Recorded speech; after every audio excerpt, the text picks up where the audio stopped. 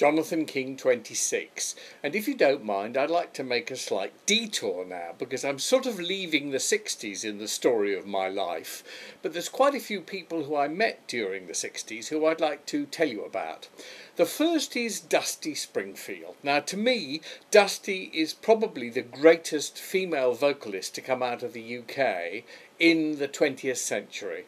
She was a brilliant singer when she was with the Springfields. She was a brilliant solo singer, and she was also a terribly sweet lady. But she was quite distressed by the fact that she was lesbian, essentially, and she had to conceal her private life, and she couldn't trust people because people would talk about things like you wouldn't believe. And she also didn't really like being a celebrity, rather like my friend Scott Walker. And I remember the one time I spent time with Dusty was round at Kenny Everett's house in his wife Lee's kitchen. Lee was there, Dusty was there, and me. And we all had a cup of tea and we were chatting and gossiping, and it went on all afternoon. And Dusty really opened up. She assumed that Scott and I were lovers, which was not the case, but I was very open-minded, as was Scott, about everything. She knew that I knew all about her scene, and she was fascinated by Scott. It wasn't that she fancied him, although she did think he was one of the most handsome people she'd ever known in her life, but she thought he had a brilliant voice, and she most of all admired the fact that he really didn't want to be a star because of his looks alone, and he really would much prefer being a singer who nobody actually paid any attention to apart from the singing. Anyway, we discussed Scott at great length. We discussed most of her other relationships. We discussed her career and her talent and everything else. And I didn't really spend a lot more time with her until later on. She sadly died many years later, and I heard she was dying of cancer. Contacted her very dear friend and I think manager Vicky Wickham, who's also a friend of mine, was one of the people behind Ready Steady Go when I first met her, and asked her to pass on a message to Dusty that I felt very sad we hadn't spent longer together and that I'd always been very fond of her. And she sent back a sweet message saying she loved me too, and she agreed. And that was only a week or so before she died. But I just wanted to mention Dusty Springfield because she was such a great talent. Couple of other people I really should mention who were friends in the 60s. One of my best friends in the later 60s was Cat Stevens. He had his first record released a couple of years after mine on the DRAM label, which was the new label Decca were launching, and we became extremely good friends. He's about the same age as me, perhaps a couple of years younger. He used to come round to my house and sit on the floor and play me all his latest songs, and I thought he was unbelievably talented, with a great voice and the most magnificent songs.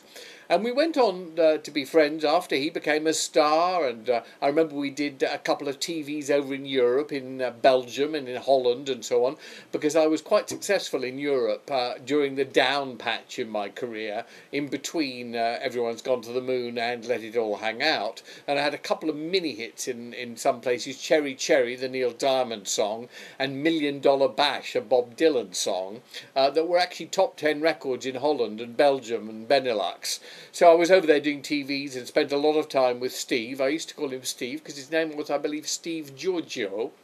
And of course, subsequently to all that, he then caught tuberculosis, and I went and visited him in the hospital and everything.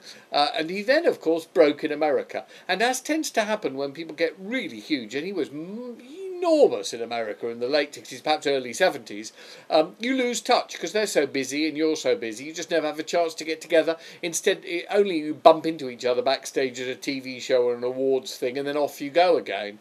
But Steve and I remained very close, and I still remained a huge admirer of his music.